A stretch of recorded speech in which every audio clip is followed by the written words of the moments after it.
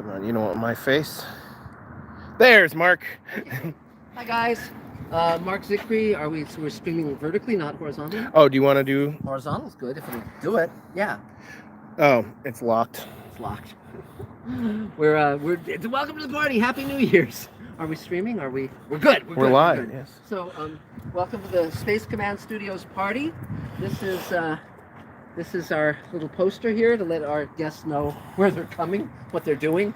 So we have 3 stages for Space Command, and I'm going to give you a personal tour. So we're just doing vertical, is that right for now? Yeah. Okay, well it'll be vertical because that's what we're doing. But okay, great. So this is stage 2. Now we started shooting Great Solar War, which is the one that comes after Forgiveness. They're structured as 2-hour episodes. So Adam, who was holding the camera, he was our actor in that scene, and we're getting ready all the spaceship sets so we can shoot this big space war, anti-war piece. So come with me to stage 2, and I'll show you what we've got. It's pretty cool because what we do with Space Command is we buy props and sets and costumes from big budget sci-fi TV shows and movies to augment the props and sets and costumes that we make from scratch. So here we go, and I'm with my dog Eve. So Eve, the space dog. Yes. And so this is the first party she's ever been at. So here we go into our wonderful Space Command sets. So here we are, and doing our live stream. This is Mira. That's Steve Castle and David Bartlett. So our wonderful Space Command pals and workers, and Mira and David and several other people have been working like crazy to get these sets up and running. So I'll give you a tour of the sets, and then we can talk about the spacesuits. And you are welcome to see what we've been doing. So it's very, very cool. Let me show over here. This is a control surface from Thunderbirds. The Jonathan Frakes Thunderbirds movie. Mira has been working to get everything up and running. It's gorgeous. It's made of metal. So it was shipped from England, and it was in a big crate when I got it. And these, it's just so incredible. You know how this thing is wired up. It's so neat. And I just love all this stuff. And then there's thank you, Dave. And you can see just these switches and dials and panels, and this will be in Great Solar War. This will be the warp drive that we're going to be introducing in that episode. And then over here are some panels and screens from Cloverfield Paradox. And when that film came out, I called J.J. Abrams and said, I'd like those sets. And he said, well, we've already gotten rid of them, but fortunately someone was auctioning them off, and I was able to get a number of these incredibly cool sets. Now this is a work in progress. We're getting everything lit up and ready to roll. This was seen in Space Command Forgiveness and the hospital on the space station. Really, really fun. It's funny because it says Helios down here, which is a company that's actually in For All Mankind as well. So that's very fun. This over here, this is from Ender's Game, both the chair and the table. Really cool stuff. Because again, these movies spend millions and millions on production design and fabrication of these incredible sets, and then they just trash them. So I can get them for pennies on the dollar, and then we build out with our sets, and it just, it's a win-win. It's great. And this is exactly what Rod Serling did with Twilight Zone, what I did when I was a producer on Sliders. You utilize what the studio has, what's gone before, and you repurpose it. So over here, this is another wonderful Cloverfield Paradox screen and chair. This is this one's really comfortable. It leans back. It's terrific. And then this is this over here is what we call a translight. That's from Ender's Game, and it's lit from behind, just like they did on Star Trek on the bridge on all the Star Trek series till now. And should we show them how permanent these sets are? You could, David. It's David Bartlett, our producer. This would look cool as a piece of conduit, so we just stuck it in that little. Yeah, that's great. We got this from a donation of a theater company that was moving. Yeah, wow. And we couldn't use it, and there it is. And there we go. Yeah, exactly. Yes. So this is Cloverfield Paradox. Over here, another Paradox screen. These screens will all have data going, and you can see this if you get the angle right. You can see that this has, it's a practical video screen, and over here too, we have things happening and data going by and all of that. So it's very fun, very cool. And then over here, this item is from Philip K. Dick's Electric Dreams. And this is stuff that I find either in auction catalogs or on eBay. And then that's the door, one of our doors that we used in Forgiveness.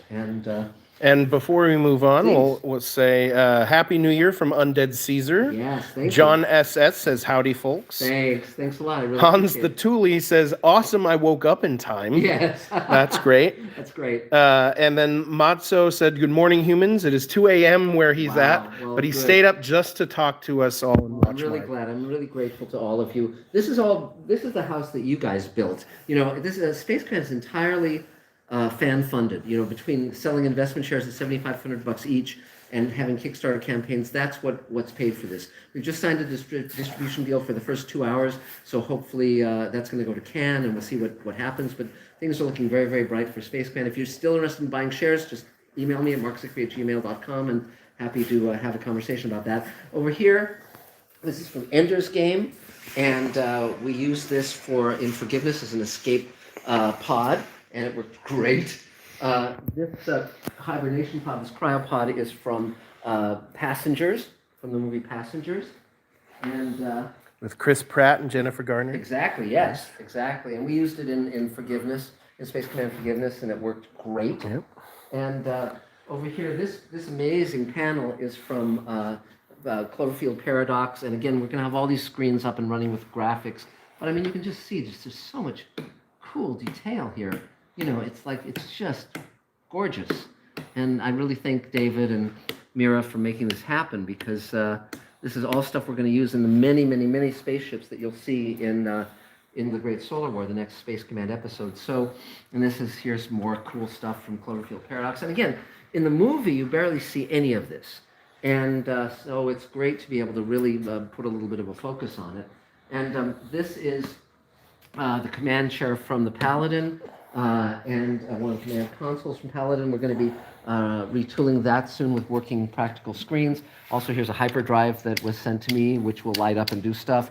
And then this is one of my favorites. This is the Jewish space laser. So if you heard Marjorie Taylor Greene talk about this, someone actually made one, and it's incredibly cool. Incredibly cool. I love the arc reactor. Yes, yes. Now moving over here, this is from Tim Burton's Planet of the Apes, and we actually used it in Forgiveness. Got it all lit up, and it was really cool. We had Massimiliano Trevis and his assistant, or his producer, Andrea, be an Italian pilot and co-pilot, speaking Italian, or Sicilian, we should say, when they discover the pod that's been ejected at one crucial moment in the show. So it was really, really cool to use these. And these are, of course, chairs from, I'd have to check, it might be Cloverfield Paradox, I think it is. And then over here, this is a wonderful travel poster that was done by Jeff Hayes, our terrific poster artist, which we again used in the departure lounge in a space station in Forgiveness. And it's just incredibly talented people making our dreams come true. Now we're back to the Thunderbirds console, and so let's start talking about the spacesuits. So now the suit over here, the yellow suit, was originally used in Outland and then repurposed for Aliens, which is one of my favorite movies. So if you ever see the scene where Ripley is found by the salvage guys, and when he takes off his little breather and says, well, there goes our salvage guys, that's the suit. That's one of those suits from that scene. This is from a TV show that Netflix canceled recently, and it's going to be a heavy-duty spacesuit that we'll be kitting out. This is the suit that we used in Star Trek New Voyage's World Enough in Time, starring George Takei, and it's a replica of the spacesuit that appeared in the third season Star Trek episode, Natholian Webb. It was designed by the great William Ware Tice, and it's one of my favorites. And next to it, you see the spacesuit from Outland, a great science fiction movie starring Sean Connery, and just a great. I mean, I've always loved spacesuits, and it's so fun. Now, beyond that, that's part of the uniform that Essex wore in the first Space Command episode, Redemption, and fun to have that here, designed by Ian McCaig and put together by Mike Philpott. And I don't know what that hat is. That's a hat from something that we've done. Then next to that is a The helmet is from Orbital Surplus, which builds replica spacesuits for movies, and the suit is from Jane the Virgin. And so again, this is where eBay can be so useful, because who would think that the TV show Jane the Virgin would have a spacesuit, but they actually did, and it was really fun to acquire it. So then continuing on, next to that is we had a spacesuit contest, and the person who won it, they had to build a spacesuit for $100 with parts entirely from Home Depot. And so that's what that's what that is. It's not entirely put together correctly right now, but it will be soon. And it's really, really great. And next to that is a terrific spacesuit from Cloverfield Paradox. And you can just see how gorgeously made it is.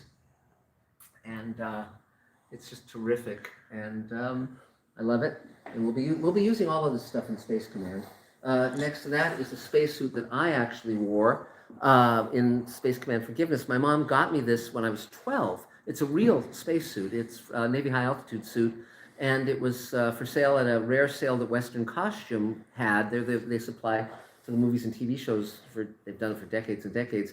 And so they had this available, and my mom bought it for me, and I wore it as a teenager, and I wore it as an adult. And it was used in the Twilight Zone episode The Parallel, one of the hour episodes. So moving on, we get to this suit.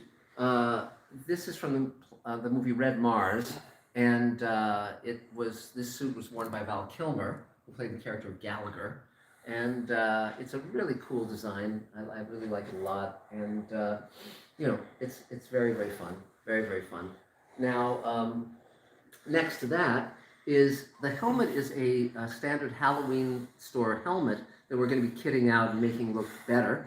But the suit is from The Expanse and Firefly. So pretty neat, pretty neat. And Shiny. yeah, now next to that this is a commercially available toy space helmet from the 1950s. It's a Satellite Explorer, and it's made of real metal. The kids would wear that. And the spacesuit, it's been attributed to Rocky Jones, which was a science fiction TV show of the 50s. And so, but again, it's got a great retro feel, and very, very fun.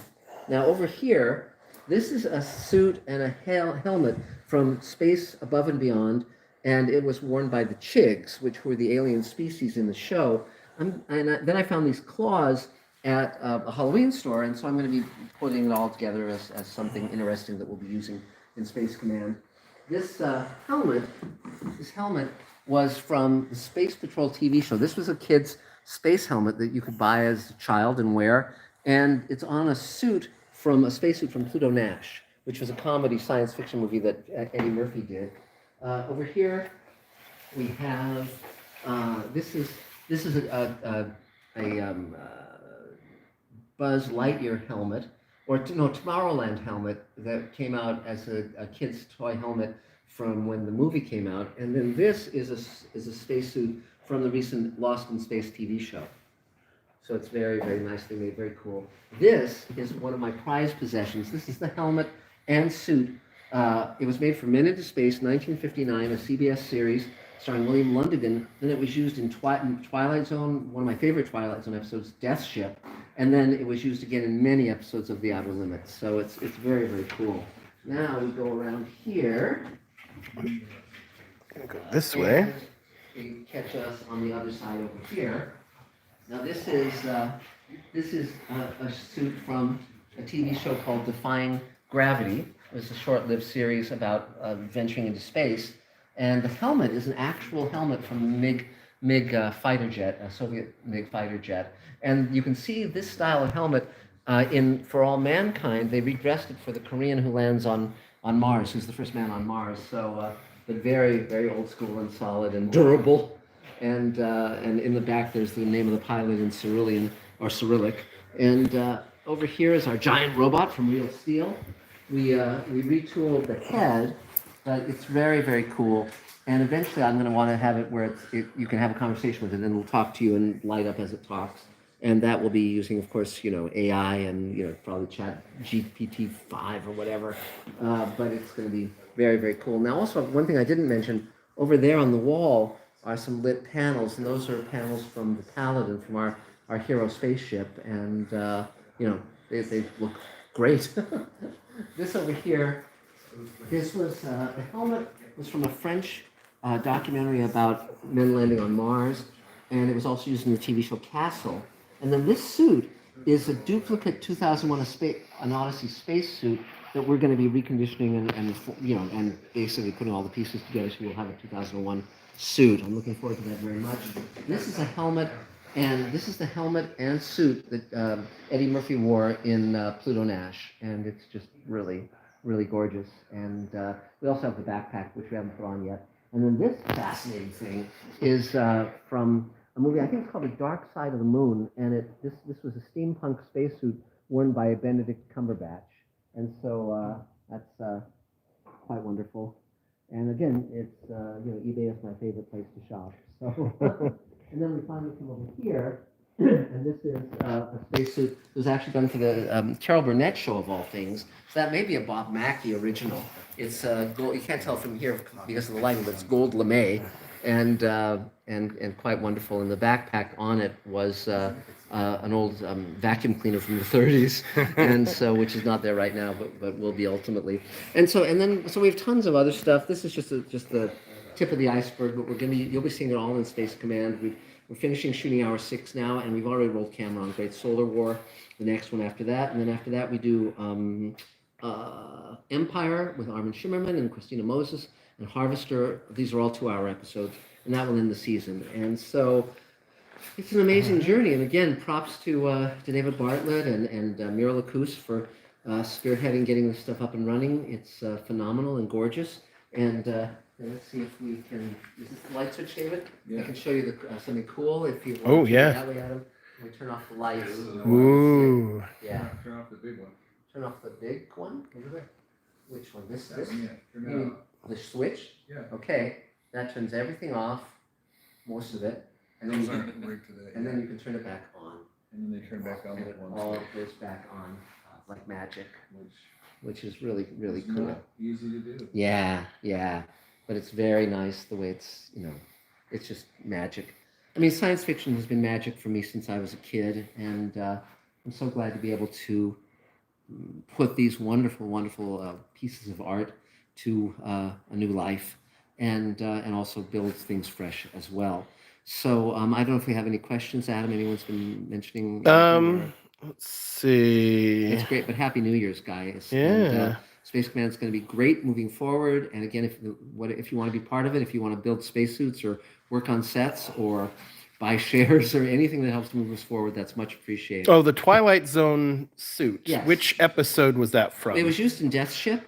Which is one of my favorite. Death Ship was a great episode. It's an hour-long episode written by Richard Matheson, and it may have been used in other episodes too. I haven't haven't gone back and checked. But this was originally made for Men into Space, which was a series in 1959 that CBS aired. 1959 was the same year that Twilight Zone debuted. But then it was used in a ton of Outer Limits episodes, including Warm Hands, Cold Heart, or Cold Hands, Warm Heart, which was an episode that starred William Shatner, and many other episodes. But right. That's the major news from the front. So and Matzo says, I'm surprised no suits from Stargate SG-1 or any of the spin-offs. Yes, because they had so many suits. Yes, but the question is when these come available. And right. By the way, if any of you see spacesuits from various productions listed for sale, please let me know, markzickery@gmail.com, because I'll put in a bid. I mean, recently they had the sale on all the stuff from The Expanse, but it was too expensive, and so I always have to judge whether something is worth the expenditure versus utilizing it for production and shooting days and all that stuff. So it's always a trade-off. But right. But yeah, so that's the tour of Studio 2, and we're really glad to share it with you. And anything else, Adam? You think? I think we've covered it, and we'll be posting more videos in the next day or two. And thanks again for everything. All right. Talk to you again soon. Bye, guys. Happy New Year. All right. Great. Hi, Mark. Here you go, Mark. Okay. Yeah. Thanks. You really want to see it. So.